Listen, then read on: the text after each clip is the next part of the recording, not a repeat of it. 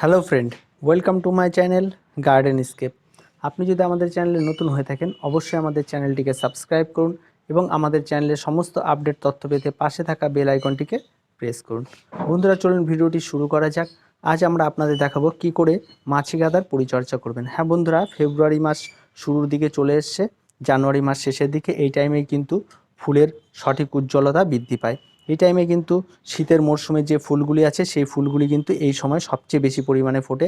Petunia, দেনথাস, মাছিগাদা, যে কোনো ফুল যদি সারা বছর না ফুটে কিন্তু এই ফেব্রুয়ারি মাসের রোদ পেয়ে কিন্তু প্রচুর পরিমাণে ফুটতে শুরু করে দেয়, বা জানুয়ারির শেষের দিকে এগুলো ফুটতে শুরু করে।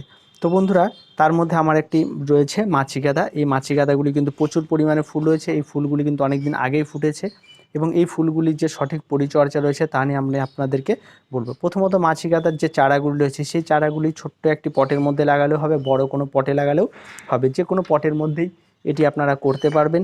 এবং তার জন্য আপনি দেখুন, আমি একবার প্লাস্টিক প্যাকেটের মধ্যে এই গাছটি করেছি। এই গাছটি করার জন্য আপনাদের যেটি করতে হবে, সবার প্রথমে মাটি তৈরি করতে হবে। মাটি তৈরি করার জন্য আপনাদের প্রথমে 50% গোবর সার এবং 50% দোআঁশ মাটি নিতে হবে এবং এই দুটি মিশ্রণ নেওয়ার পরে গাছটিকে লাগিয়ে দেবেন। গাছটি লেগে যাওয়ার পর যখন প্রথম পিঞ্চিং করবেন, মানে গাছটির হাইট যখন 4 ইঞ্চির মতো হবে তখন প্রথম পিঞ্চিং করবেন। এবং সেই সময় পিঞ্চিং করার সময় কিন্তু আপনাদেরকে গাছে একটু সামান্য পরিমাণে খাবার দিতে হবে। খাবার হিসাবে আপনারা চাইলে ডিএপি দিতে পারেন এবং 5 দানা ডিএপি প্রতিটি গাছে দিয়ে দেবেন। এবং এইভাবে যদি আপনারা খাবার দিয়ে থাকেন তাহলে আপনাদের গাছগুলিতে প্রচুর পরিমাণে ফুল হবে। তো 5 দানা করে ডিএপি দেওয়ার পর গাছগুলিতে কিন্তু ব্রাঞ্চ ছাড়তে শুরু করে। প্রথম যে ব্রাঞ্চটি ছাড়বে সেই ব্রাঞ্চে 4-5টি ডাল বের হবে, তারপর আবার পিঞ্চিং করতে হবে। এই পিঞ্চিংটি আপনাকে জানুয়ারি মাসের নভেম্বরে গাছ লাগালে জানুয়ারি মাস পর্যন্ত কিন্তু পিঞ্চিং করে যেতে হবে, তবেই কিন্তু প্রচুর পরিমাণে ফুল পাবেন। আর যদি পিঞ্চিং না করেন গাছে খুব তাড়াতাড়ি করে চলে আসবে, তবে কিন্তু গাছে ফুল তেমন ভালো পাওয়া যাবে না।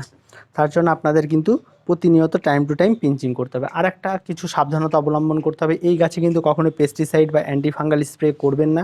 এই গাছগুলি পেস্টিসাইড বা অ্যান্টিফাঙ্গাল স্প্রে করলে কিন্তু গাছ নষ্ট হয়ে যায় এবং সেদিকে নজর রেখেই আপনাদেরকে সতর্ক করে দেওয়া হচ্ছে আগে থেকেই যে আপনারা কিন্তু এই গাছগুলিতে অ্যান্টিফাঙ্গাল বা কোনো পেস্টিসাইড ব্যবহার করবেন না। ব্যবহার করলে গাছ যথেষ্ট ক্ষতি হয়ে যায়।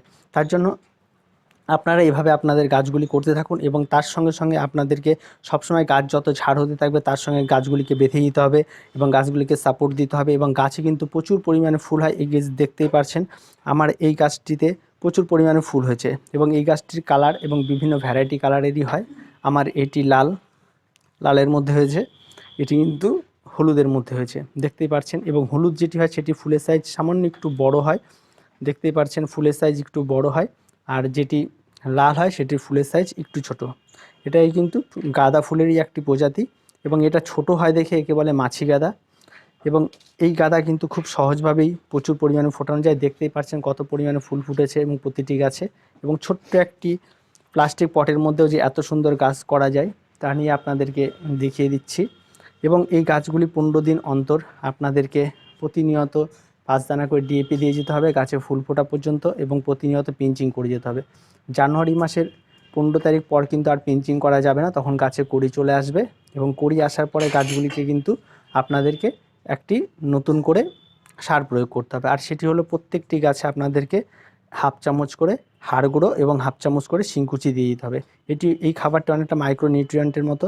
এটি দীর্ঘদিন এই খাবারটিকে গাছ ধরে রাখে এবং ফুল ফল ফুটতেও অনেকটা সাহায্য করে। তাই এই খাবারটি কিন্তু সেই সময় দিলে গাছে ফুলের সংখ্যা প্রচুর পরিমাণে হবে। এবং দেখতে পাচ্ছেন এই ফুলটি অনেক দিন আগে ফুটেছিল, এটি শেষের দিকে মোটামুটি এবং প্রচুর পরিমাণে ফুল হয়েছে। তো আপনারা যদি এইভাবে মাছি গাঁদার চাষ করতে পারেন বা আপনাদের টবে, তাহলে প্রচুর পরিমাণে হবে। দেখবেন ছোটোখাটো গাছে মাছি গাঁদার 2-4টে করে ফুল হয়ে কিন্তু শেষ হয়ে যায়, সেরকম না, গাছটি প্রচুর পরিমাণে ঝাড়ালো হয়। দেখতেই পাচ্ছেন গাছগুলি প্রচুর পরিমাণে ঝাড়ালো রয়েছে এবং প্রত্যেকটি গাছ দেখুন একদম সুস্থ সবল গাছ এবং প্রচুর পরিমাণে কড়িও রয়েছে, আরও ফুল ফুটবে। দেখতে পাচ্ছেন প্রত্যেকটি গাছে কিন্তু আশপাশে তাকিয়ে দেখুন প্রত্যেকটি গাছে কড়ি রয়েছে এবং এই কড়িগুলি থেকেও কিন্তু আরও ফুল ফুটতে শুরু করবে।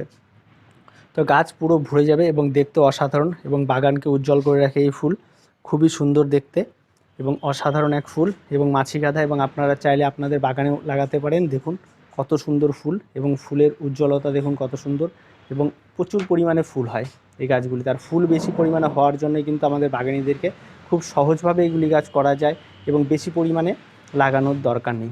তো বন্ধুরা, মোটামুটি গরমের সিজনও চলে এসছে। আমাদের কিন্তু পরবর্তীতে গরমের ফুলের নিয়েও কিন্তু ভিডিও করতে হবে। বেলি, জুঁই, জিনিয়া, দোপাটি, সূর্যমুখী সমস্ত ফুল নিয়ে আমরা ভিডিও আপলোড করব। তো আপনারা আমাদের চ্যানেলগুলি দেখতে থাকুন, আমাদের ভিডিওগুলি সমস্ত দেখতে থাকুন। এবং বন্ধুরা, এই মাছি কাঁদার ভিডিওটি আজকে এই পর্যন্তই।